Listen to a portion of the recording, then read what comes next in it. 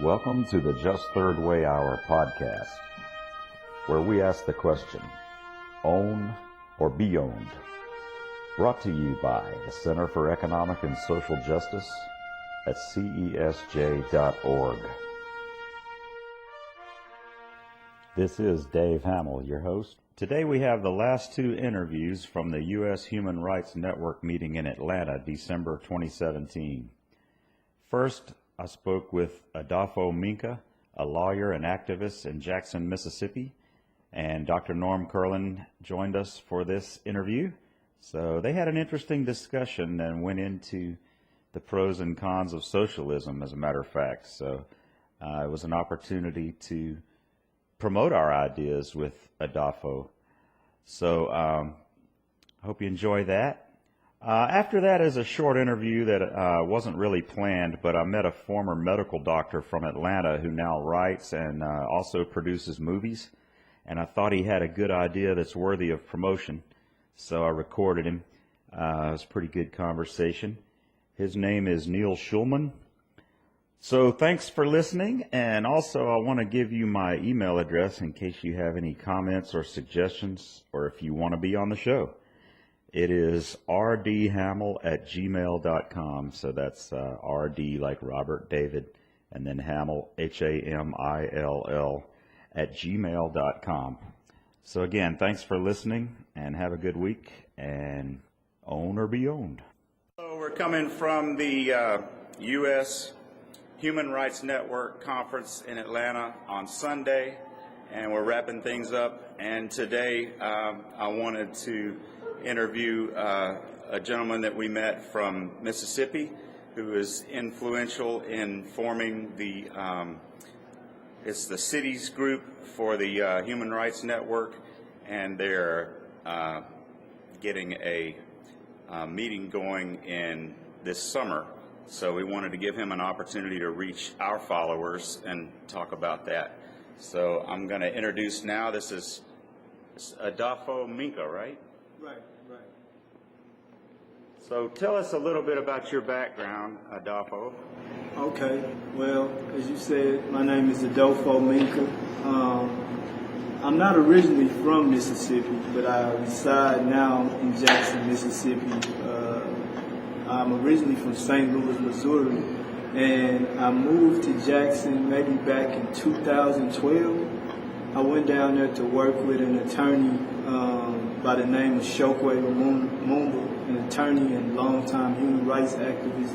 I went down there. Initially, I was working with him in a political organization that he had, and we were trying to advance an electoral strategy called the Jackson Kush Plan. A part of that plan was Cooperation Jackson, which is the economic part of that plan that looks at really ultimately trying to place the means of production in the hands of the people by developing worker-owned cooperatives and other democratically owned and governed enterprises from the economic standpoint. So, that's a little bit about me.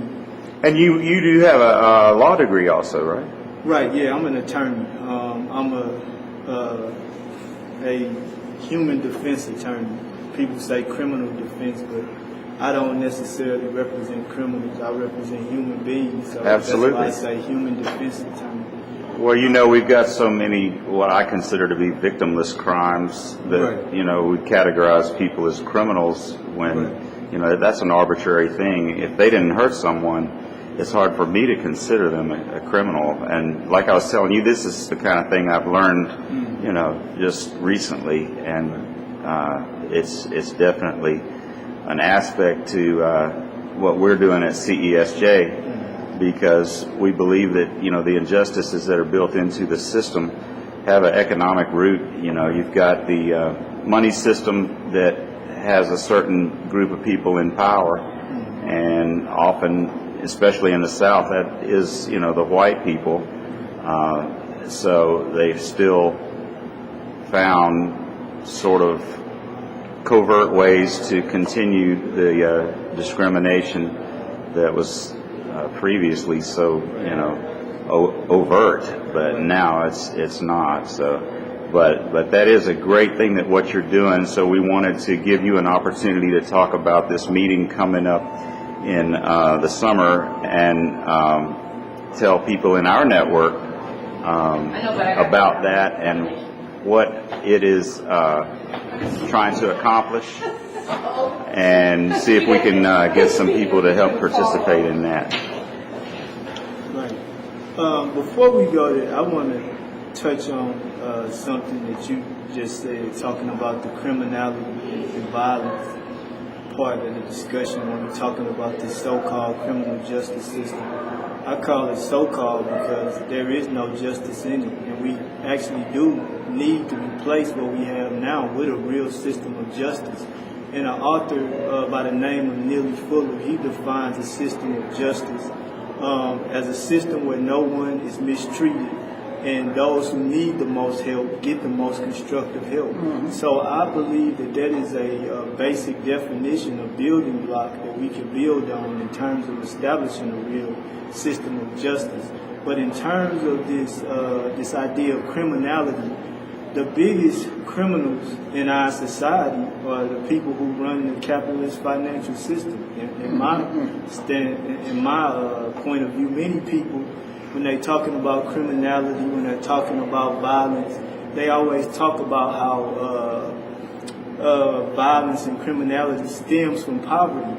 I tell people, I'm tired of hearing people say that. I believe that violence and criminality stems from wealth, from from injustice. Right, from the individual wealth by people who will rob the people of an opportunity to own things collectively and to have the necessary resources to live a dignified life. So when we see people, we don't categorize certain things as violent or define certain things as violent because it perpetrates the idea that this system wants to perpetrate or perpetuate and make people believe that people who are doing street level violence, they are the only ones that are criminals or something like that. But poverty is criminal. Capitalism is criminal.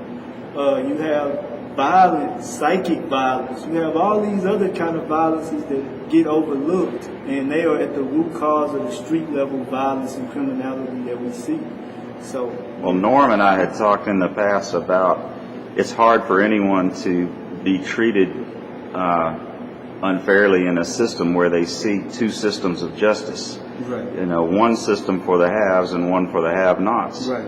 So it's also another thing is that at the root of justice is compassion or love. That's at the root, but it should never be a substitute for justice. Right. You see, it has to be the reason that you seek justice for everyone. And another thing that sometimes words confuse people. For example, you talk about collective ownership, right? Well, for a collective to be just, we got to get ownership to each member, right, to the individual. That's what you see, and because I think that's where socialism failed, because they talk about the abstraction. Marx said, first of all, he said abolish private property. Well, he should have said abolish the monopolization of private property. Private property is what gives you a personal right to control, to sharing control with others, as well as the right to the fruits, your share of the fruits of what you own. So you can own things, for example, a cooperative or a corporation. But if there are many people affected who own that corporation, then the profits, instead of going to those who now control the money system, it will go to the people, to those who own. And they'll be able to choose. If they have access to the social tool, which we call credit, then the credit should be universally acceptable. That is capital credit, not consumer credit. Consumer credit is what weakens people. Capital credit is what gives them power. So we can think not only of the community, how you can own in the community, how you can own in the nation, how you can own in the world. So the concept has to be global, because we are the nation state. These are artificial limitations. We have to go beyond the traditional nation state, because that's the source of, you can't have war except between nation states. So you got to get to a higher level of justice, political justice and economic justice.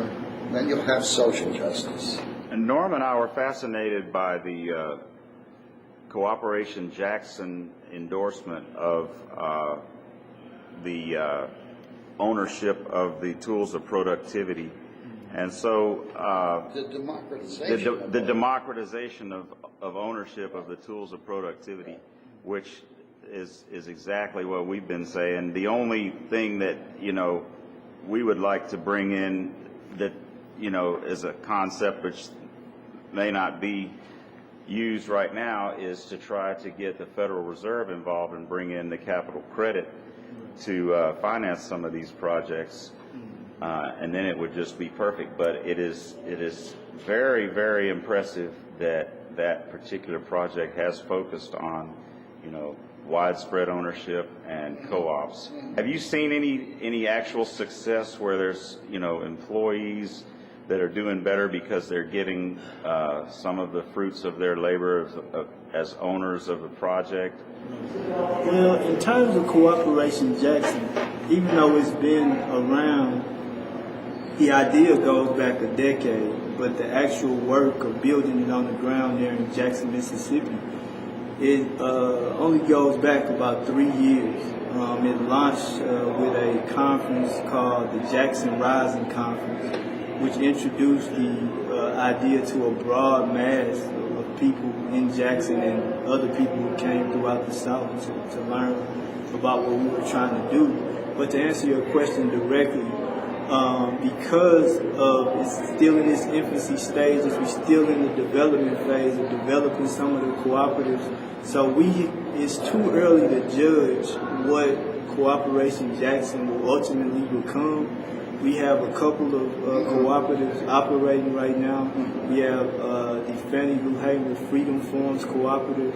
We have a catering cooperative that's operating right now. We're in the phases of building a community production initiative with this Fab Lab technology, where people can kind of own that and have that access to build things and have people to control it and creating their own product in the community.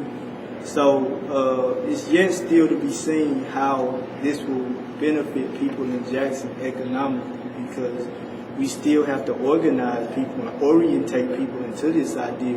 People have been indoctrinated so deeply into capitalism.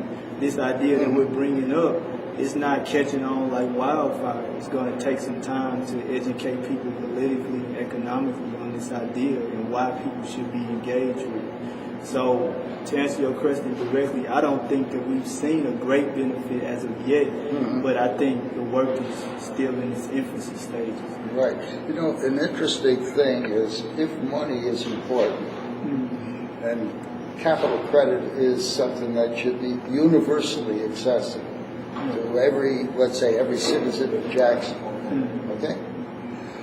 There's no reason why, first of all, the ones who now have access to the Federal Reserve's ability to create money out of thin air, under Section 13 of the Federal Reserve Act, there's no reason that you can't have a cooperative bank that qualifies for the right to make loans and make those loan paper over to the discount, what's called the discount window of the Fed, and the Fed would monetize that, and it could be interest-free. And the only charges would be you want to pay for whatever service charges are. That's okay, whether it's a co-op or a commercial bank, because I think commercial banks can be sold on this idea.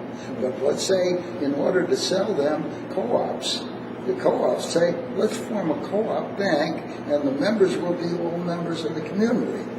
Okay, they'll be the owners. They'll each participate. And then we make sure that we mobilize enough power to get the Federal Reserve, or the Atlanta Fed is the Fed that services Mississippi.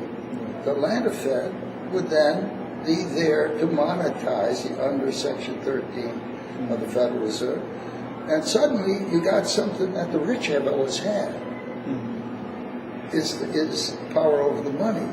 Right. And you've democratized money. You will democratize, if you democratize money in the way we're talking about it, in a sensible way, not just for spending. Obviously, that would cause inflation if all they did was printed more money.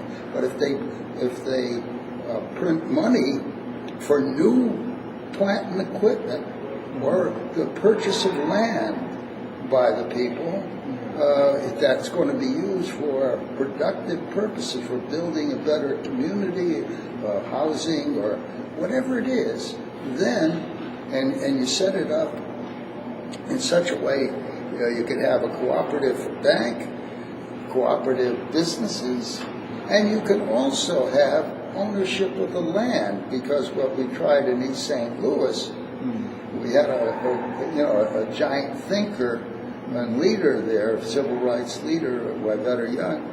Well, we got the law through the state of Illinois, at least the House side of it, that allowed for a citizens land development corporation, and all people within the community, what's called Metro East. Every child, every woman, every man who would have a single lifetime, non-transferable share, as long as they were permanent residents there, and would have voting power, and would also have the right to any income from the lease of the land for building the new city or building factories or whatever. And so and even money, if somebody owned part of that, let's say somebody had to purchase it from them. You see, because that would all be built into the loan package that you would use. Does that make sense? I understand what you're saying. Well, that is something that it would be wonderful if we had some leaders emerge in Jackson, Mississippi, like Wybetta Young, who wanted to help, pass the legislation to put a project together like that. They have. Their congressman is Benny Thompson. Benny Thompson wrote Alan Greenspan when he was the chairman of the Federal Reserve. I'm going to send you the exchange of letters and then our comments on Alan Greenspan's. But anyhow, Benny Thompson is a powerful guy. He's very well respected in Congress. Okay, and then you got Mike Espy, who has his law offices in Jackson. So you got a few people who know of our work. Right. But I think it's more important than somebody like the Center for Economic and Social Justice talking about it. It's more important that the people who are going to be affected by this look at it. We're willing to do whatever we can to help the people understand it. If there are any misunderstandings, we can clarify it. But also, we want to do whatever we can to help your group be successful. Well, we certainly are not opposed to looking at the information as a collective, and if it's something that people want to pursue and learn more about, I'm pretty sure we'll be in touch with you. Good. I want to talk to you more about it. You said something about socialism earlier, about why it failed. Mm-hmm. The thing that I would like to point out about it, many times people talk about the failure of socialism, but socialism was never allowed to be developed to its highest point because of imperialism and the intervention of the United States on socialist and communist countries. Mm-hmm. So I don't think that we can definitely say that socialism necessarily failed. because it was not allowed to develop to its natural conclusion. So, That's a good point you're making. right. Let's look at, you've read the Communist Manifesto. I've never read in its entirety. I've read some of it. Okay, well, let me tell you, Marx said in the Communist Manifesto, he was against monopoly capitalism. Right. And as a matter of fact, he invented the word capitalist. Mm-hmm. It wasn't a capitalist who invented that word. Mm-hmm. Pointing out the greed and the monopolization of power. Right. And so he's reacting, and in the Communist Manifesto, he said you can summarize the entire philosophy of communism in a single sentence. This is all those words you'll get right from the Communist Manifesto. And he says, abolish. Do you know what he said to abolish? No. Okay, he said abolish private property. Okay, and then he had 10 points on how to do it. And one of them, and he talked about where power would go, and that is, he called it the dictatorship of the proletariat, the state. You see, so the state would be the only owner, and no citizen would become an owner. And that's pretty much, the United States had no way of stopping that, because they had a state. When Lenin came in and Stalin came in, they had a state. They had power over their own laws. They had power over the ability to have their own monetary system. They didn't need the United States or global money. No. So what you had was what happens at any time when you concentrate power. And this was concentrated power. The state was never intended. It is not a human being. It's an invention of the human being. It's a social tool. Okay? So that when you use a social tool to create monopoly or concentrated power, whether under capitalism or socialism or communism, it's going to, no matter who is in charge, what will happen is, instead of the people having the power, that is the individual, it's the group. And whoever controls the group, I remember in the community action programs, when money was available to communities, many of them came out of who started civil rights or community action programs. The leaders were the guys who were making the money, not the people. And it never really changed things. This is done in 64 or 65. It was actually implemented. You know, so from that time on, you still have community action programs, but how many of them build ownership of the people? Okay, you see, and that's why words are important. Right. Yeah, I agree. As a lawyer, I study that. But I think that's why it's important to engage in class struggle and class analysis. I agree.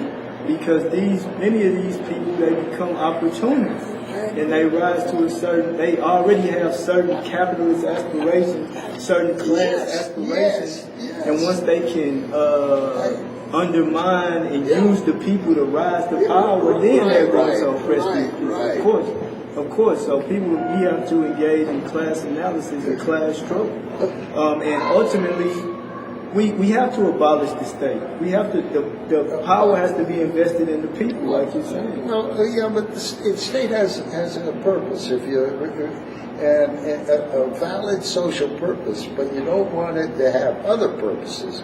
The valid purpose, if you read the preamble of the U.S. Constitution, says, "We the people." Right. In order to form a more perfect union. You know, that's what they're saying. Right. And then the next two words, establish, you know what they say, establish? The next two words in the preamble, justice. But they haven't established justice yet.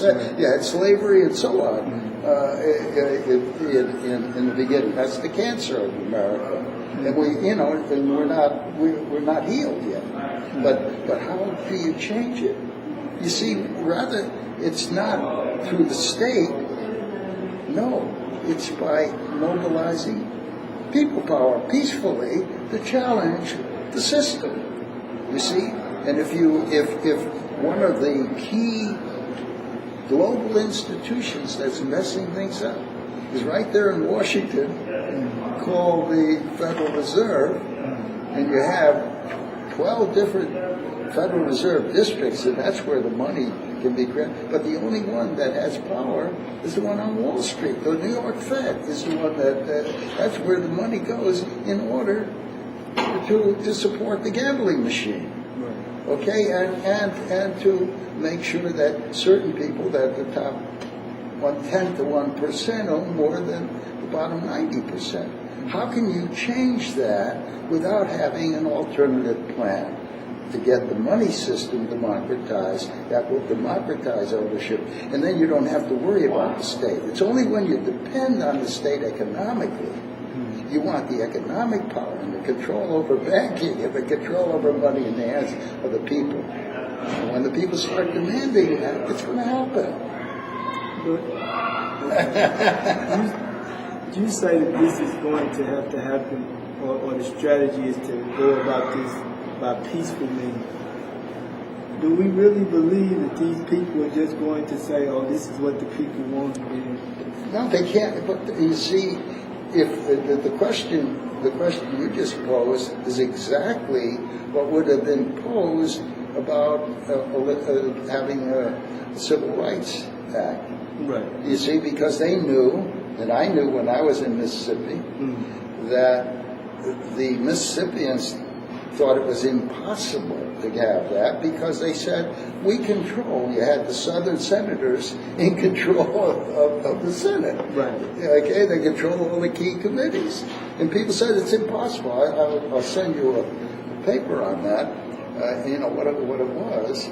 And the thing is, how we got a civil rights war? It's because of people like Martin Luther King, people like Medgar Evers, people like Aaron Henry, Bob Moses, SNCC.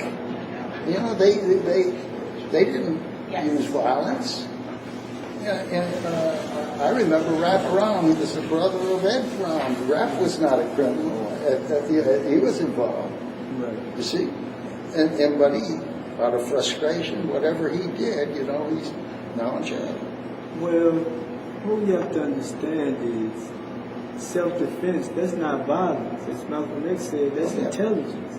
So you have a violent system that is imposing violence on you, and it's hypocritical for that system to try to come back and say that you are trying to engage in violence. But what did King say about that? You see, King was right.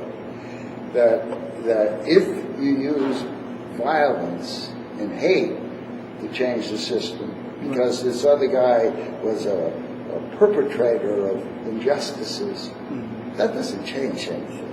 But if you come in with justice, principles of justice, and ideas that can change the system, and you get more and more people begin to say, hey, it's good for me, not just for the people at the very, very bottom, but good for everybody if there's equal justice.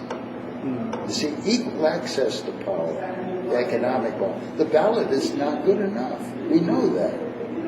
Because as long as outside of politics, there's no democracy. Right. So, okay, we want democracy, and let the opposition, let me tell you on the opposition, I use 4 points to neutralize them. Okay? The first point is that they say they want to limit the economic power of the state. Well, they don't. They are using the state for their own purposes, and many of them corrupt the politicians. Okay, so let's limit the economic power of the state and maximize the economic power of every citizen. Now, 2 is private property. Well, socialists say that it should be abolished. We say don't abolish it because you need it if you want to empower the poor. Okay, everyone. We want to make it a universal thing all over the world, not just in the United States, not just in Mississippi or Jackson. No, but the idea has to be universal. So the second thing is private property, but not monopolists, but democratization of access. The number three thing is the market system. Now, is a market system bad? Yes, a monopolistic market system is bad.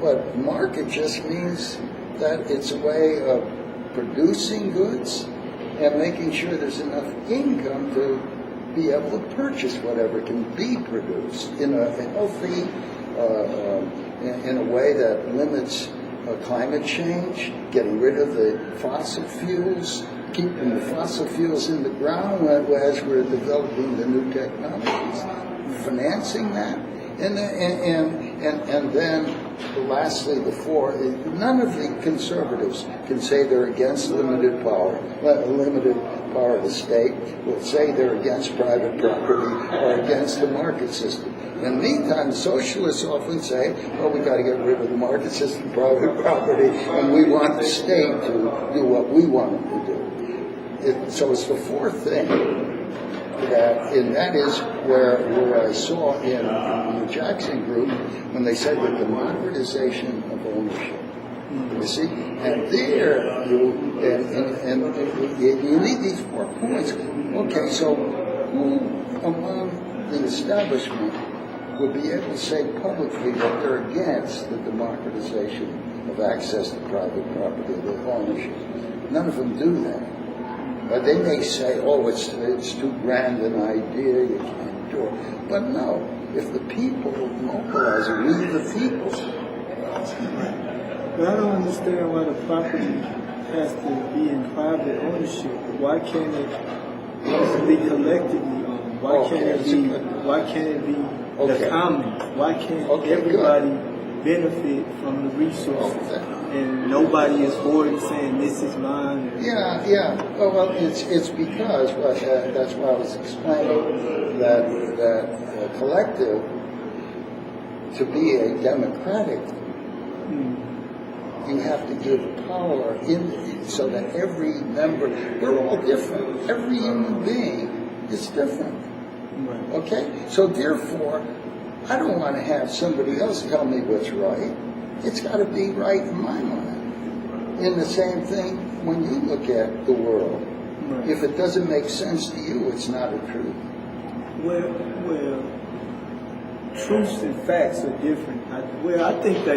I think they're synonymous, and I think that's the thing that people have confused. People think they can have their own truths, and they think they can have their own facts. And when it comes down to the economic system and individual ownership as it stands now, the problem is that people, we have to have the best ideas, not about somebody feeling like, oh, this is impeding on my... What is the best idea for the collective? What is the best idea for most of the people? Does everybody have to agree? Or can some people say we don't agree with what you're proposing? You see, that's the problem with the collective, because in the collective you assume that people are the same and they're all going to. I start off by saying people have been poorly educated. Okay, a lousy education system at the highest level. You can go to the finest law schools and universities, and they never teach justice, and they never teach ownership. The very thing that attracted me to your group was they said democratization of ownership. Democratization of ownership isn't a collective. It's recognizing that people are different. It's not all going to be, wages are not going to be the same. Some people, if you can understand that the market system is valid as a way of... wages are not going to be the same, but I feel like equality, this whole idea of equality too, people are confused about this. Sure they are. And I don't think the struggle that we're not in a struggle for equality. You are or not? No, I'm not, especially not in a struggle for equality with those who have been the oppressors and exploiters of this planet and of other people. Yeah, but obviously you want to do it because you're committed to justice. Right. And so you see, if somebody has the power to impose their version of justice, obviously I will be there fighting with you, with it. As you see, together with you. But if you see, but I don't think it's. I think any human being is imperfect. Let's put it that way.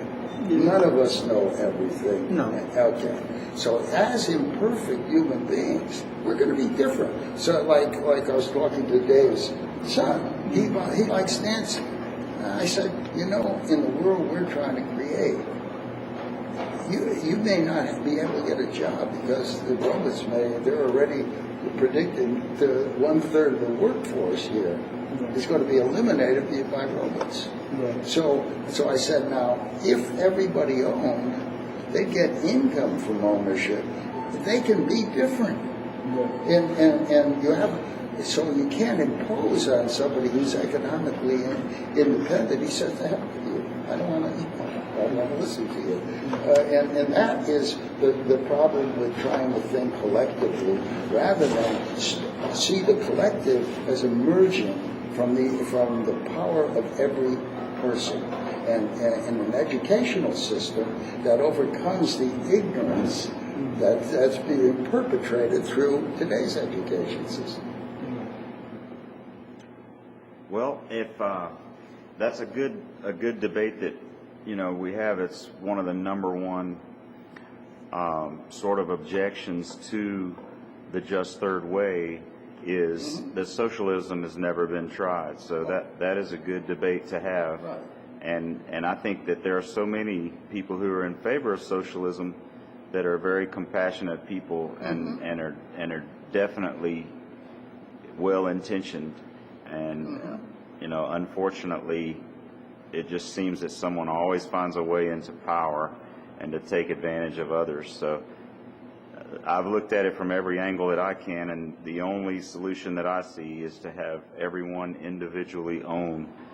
But that doesn't mean that we can't continue to have that debate. Right. But I want to say also that the main purpose of this interview is to give our organization support to what you guys are doing in Jackson. So I wanted to encourage everyone that listens to this podcast to consider getting involved.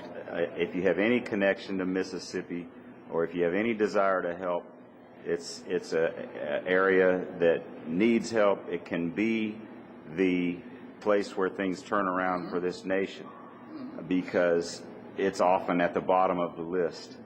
And so we wanted to offer that encouragement.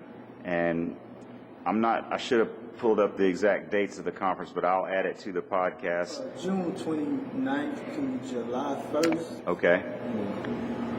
We're going to go there. We're going to share our experiences with trying to advance human rights in these various cities, and try to come up with a framework and a plan by which we can pool our resources together, our ideas, our experiences, to try to advance this kind of movement throughout the United States. So that's what it's about. Okay. Awesome. Well, hopefully some of our people will help get involved, help to promote it. And also, I would like to find out if there are any co-ops in Jackson that sell any products that we might be able to buy.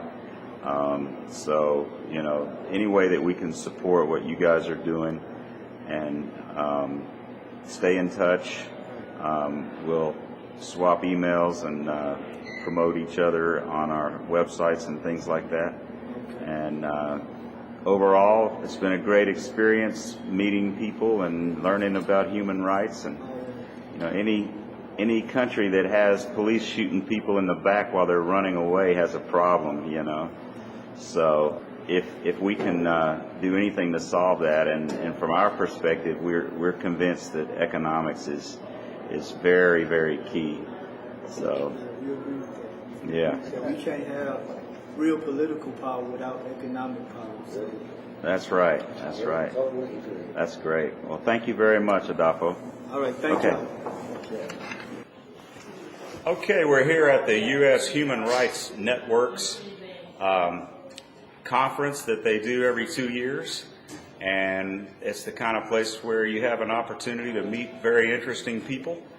And I was fortunate enough to meet this gentleman today. He's a famous author. And his name is Neil Shulman. And I just wanted to take an opportunity to say hello to Neil and ask him a few questions. And I understand that not only are you currently working on possibly turning one of your books into a movie, but you have actually had that already happen. So you had a book that was made into a Hollywood movie. What book was that? It was called What Dead Again, and then the movie was called Doc Hollywood. Oh, okay. Michael J. Fox. Oh, that's outstanding. And he was on his way out west to be a rich plastic surgeon in Beverly Hills. And his car breaks down in a small southern town. And he ends up being a country doctor. Wow. And now they're working on making it a Broadway musical. Oh, that's great. I would love to go see that. Well, maybe you could sing it. Heck yeah. I could be the Michael J. Fox character, right? Yeah. Well, when they have auditions, let me know. So, and now you're working on another project. Yeah, we wrote a book called The Corporate Kid.